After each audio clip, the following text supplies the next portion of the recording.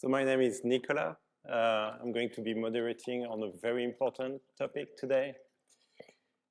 Just for framing, at TDK, we spent more than nearly a century building components, materials, technology that sit quietly inside the systems that the world depends on. At TDK Ventures, we look at entrepreneurs building what comes next, companies at the frontier of atoms, photons, electrons, intelligence, energy, and autonomy. We've actually published 2 deep tech reports last year and this year on India and the high potential of the entrepreneurs who are building the future in India. And that's why this conversation today matters. Many of the next iconic companies will not come from the easy markets.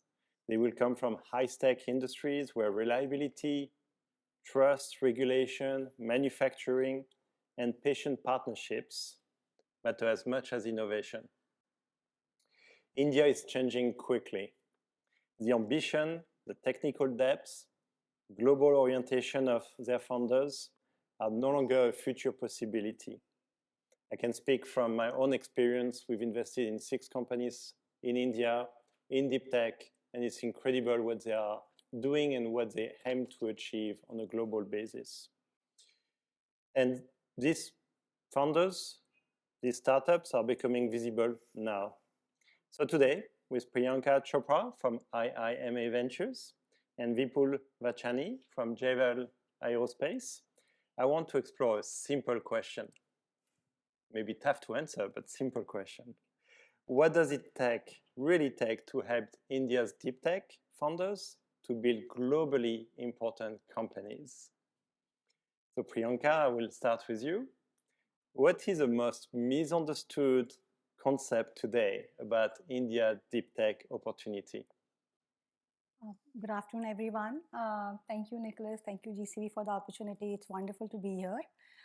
Before I answer your question, I'll just take 2 minutes to quickly introduce who we are.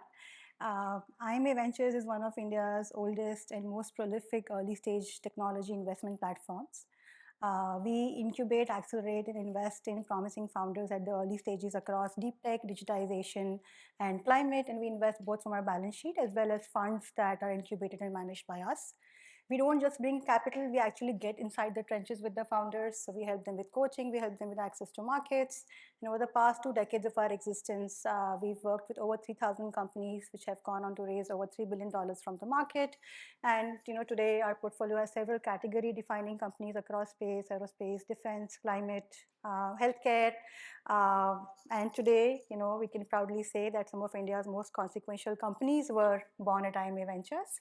Now to answer your questions, Nicholas, we've really had an inside view to the deep tech innovation happening in India. I think the number one misunderstanding is that India deep tech is still a promise. That we are directionally relevant, we are interesting, but we're not there yet.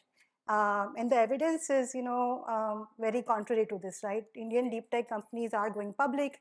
For example, IdeaForge, a company from our portfolio, is a publicly listed market leader in drones.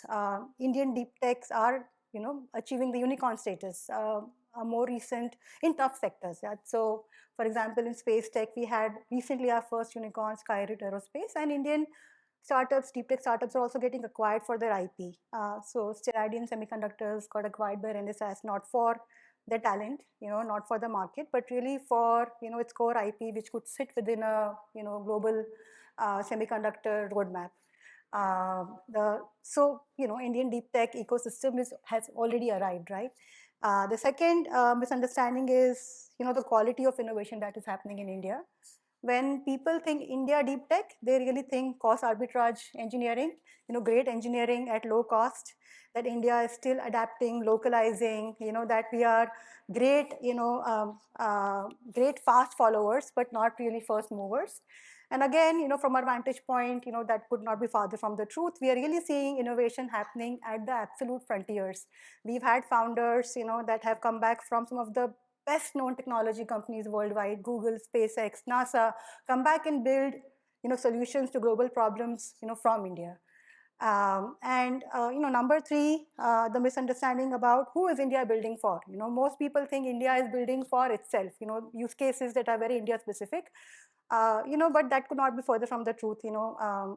Take ISRO, for example, right? ISRO put, Mangalyaan, did the Mars orbit in a fraction of the cost at its first attempt, compared to NASA. Chandrayaan landed in the lunar South Pole, when no other country could do that.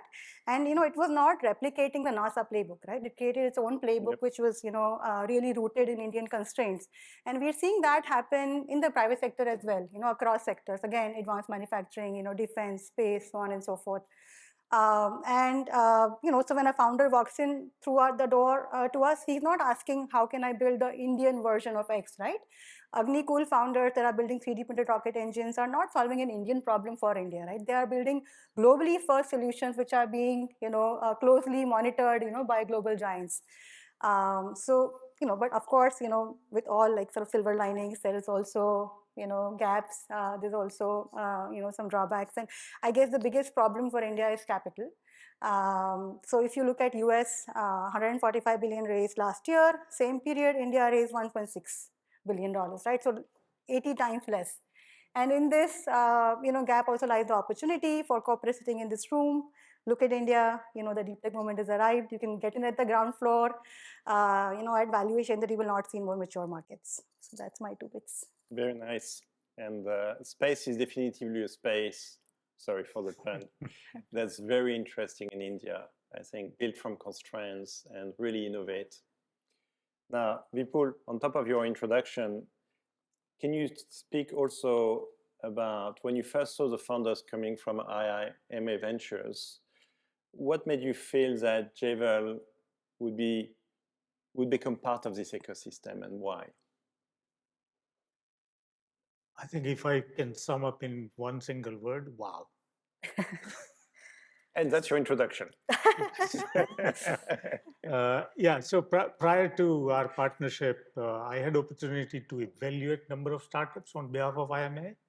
And the level of bold problem statement they were addressing was really fascinating. We ourselves, being in advanced manufacturing aerospace sector for 30 years, we could see the maturity of thinking process of the founders. Their planning at super early stage, they are on day 1, day 2 kind of discussion. So that really made it so interesting that beyond those the meetings and introductions, we decided to conceptualize a small fund. So that's been the fundamental of where we are. I'll give you a few examples of kind of companies we are seeing, kind of thinking we are seeing. So one startup we evaluated, they're working on innovative thrusters for satellites. So moving satellites once it is placed in orbit, reorienting it, recalibrating it, and for an extended life. Yep. So in terms of extending satellite life, and according to their thesis, it's going to double it. So it makes a real serious impact, and it's a very different technology. There is another startup we are evaluating at the moment in process inspection for semiconductor industry, for battery industry.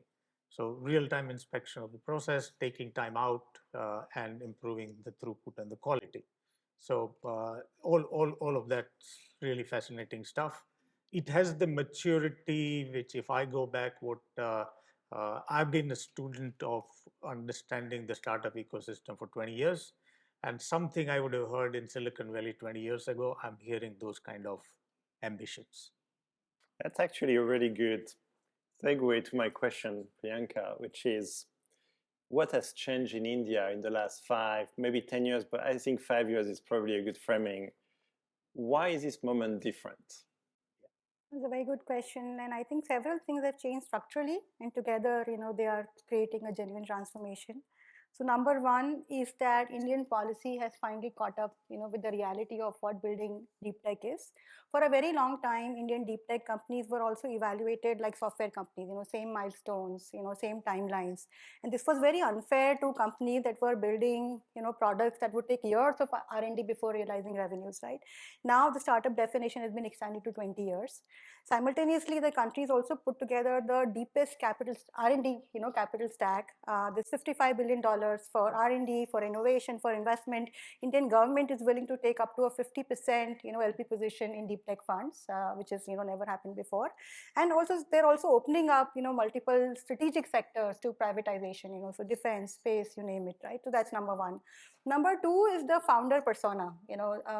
A few decades ago, most of the founders, in building Indian businesses came from a family business background, very hardworking, very ambitious, but were not globally exposed, did not have the deep science expertise, and therefore built traditional businesses, your SMEs or MSMEs that powered Indian economy.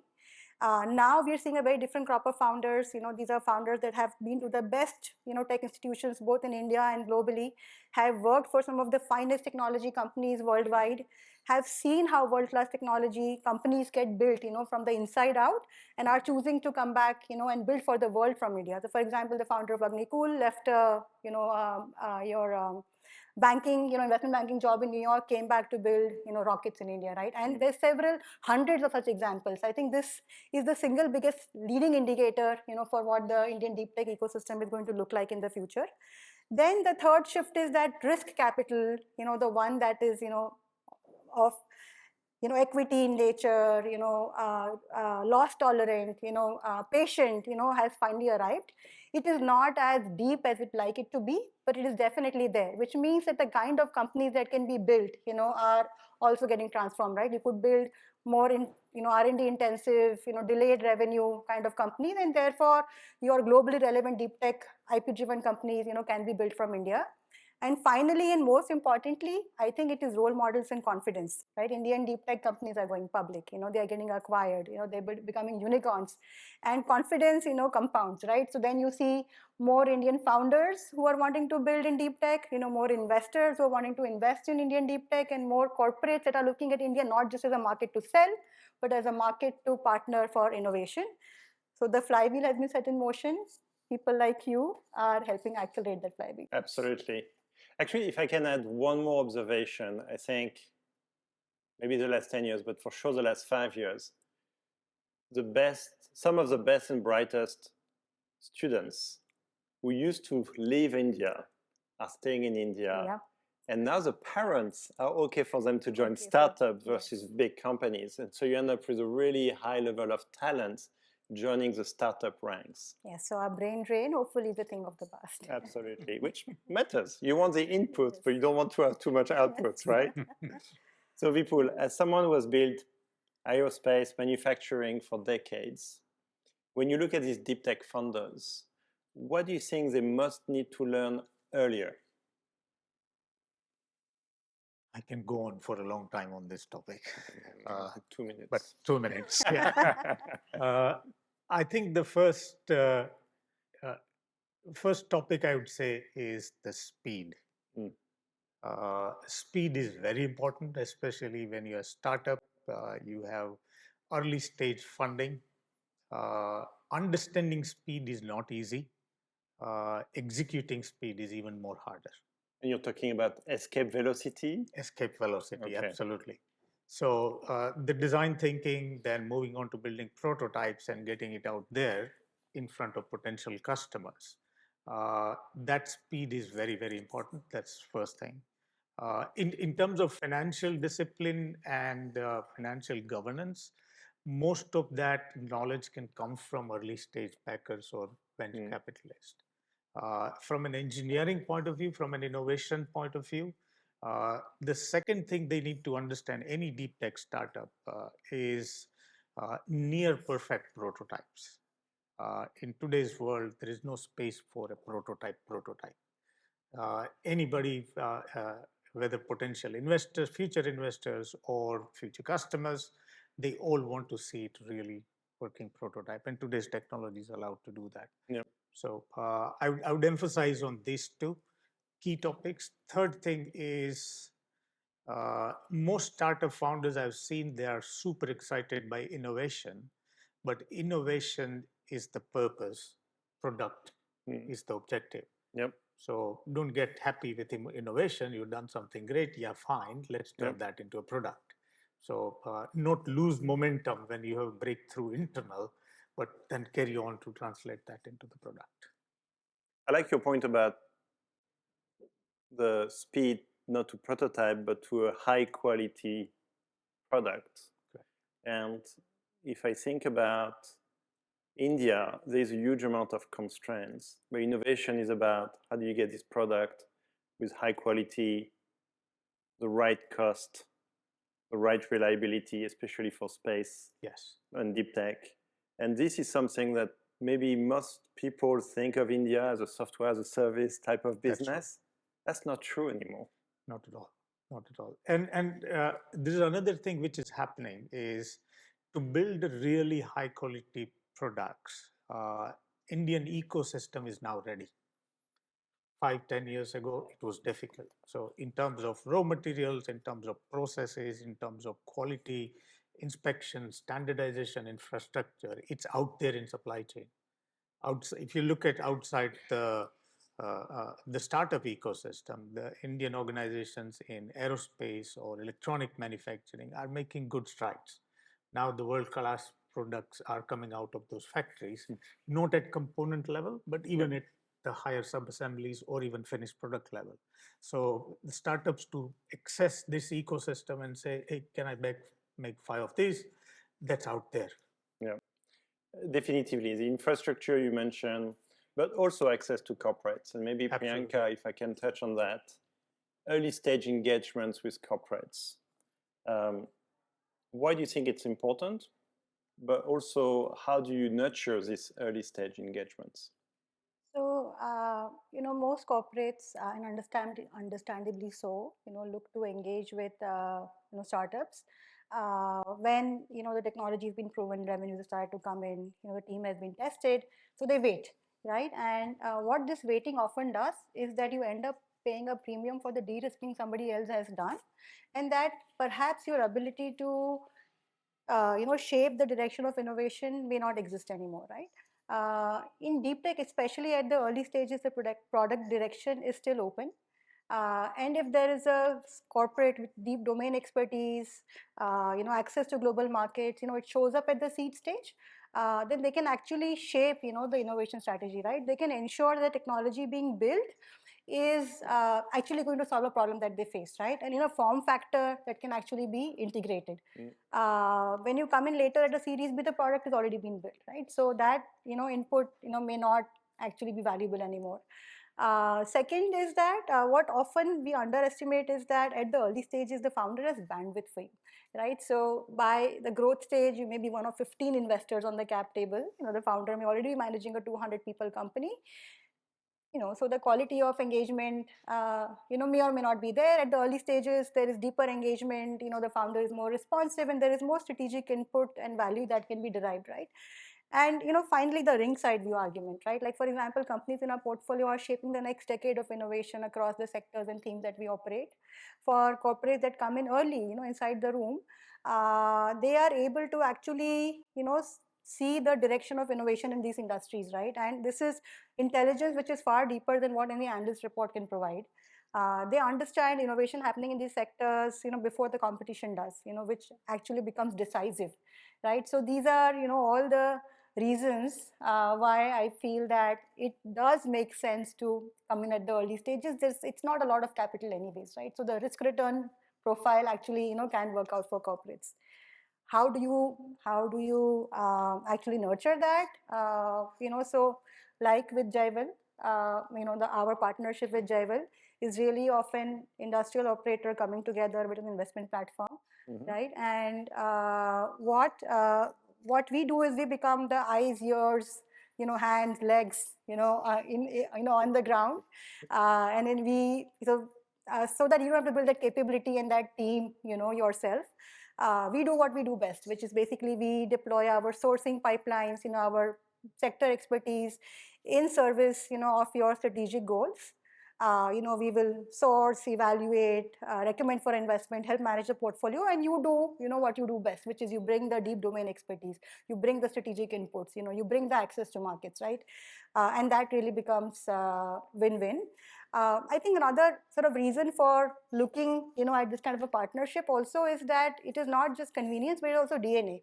Again, corporate CVCs are more, the way they assess opportunities is more structured, there is more data, there's more milestones, there is more traction. But when it comes to early stage pre-seed, seed investing, it is a very different ballgame, right? The markets, may not exist.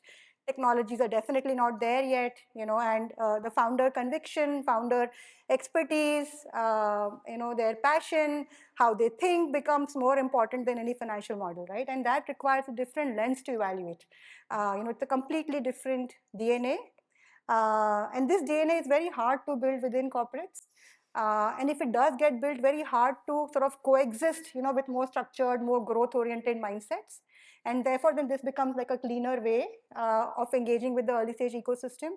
So you continue to have your in-house CVC arms, and they continue doing what they do best.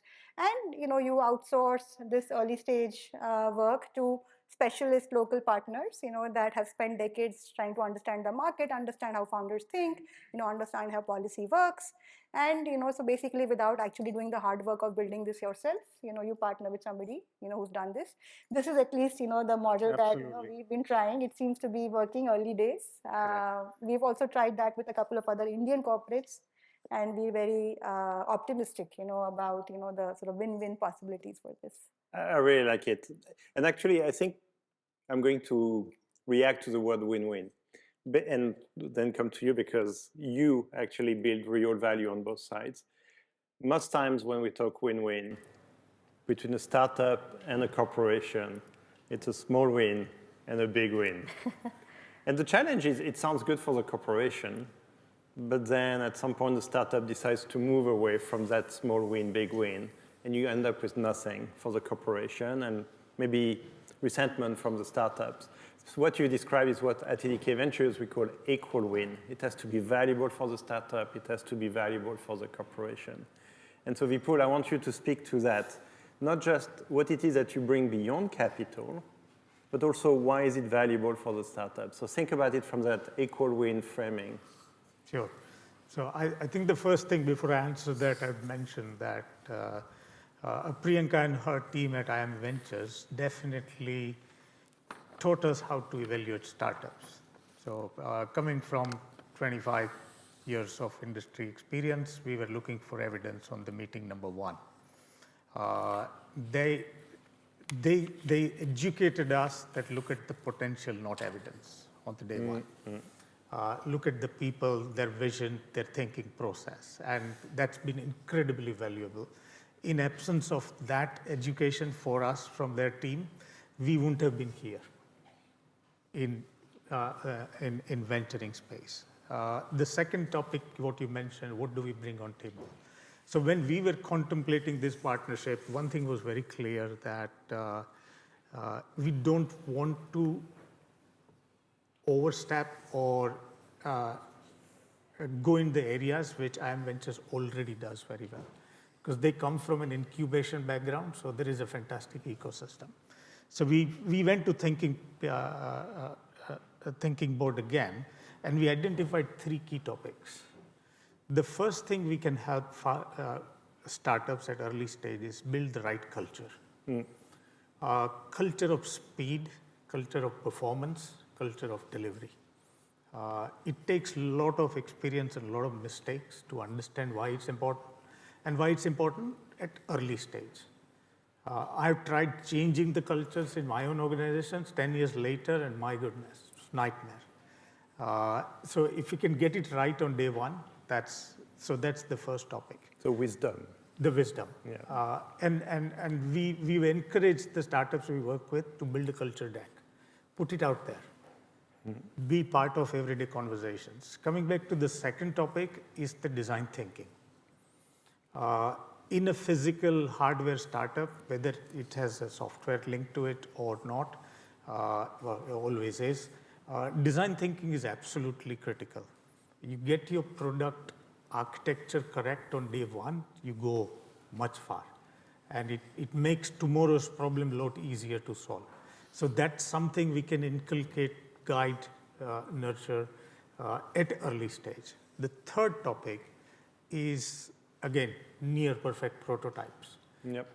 That's where our design and manufacturing expertise come into picture. That's where our ecosystem come into picture. We can help them build those products at 1/4 of the time, otherwise it'll take them.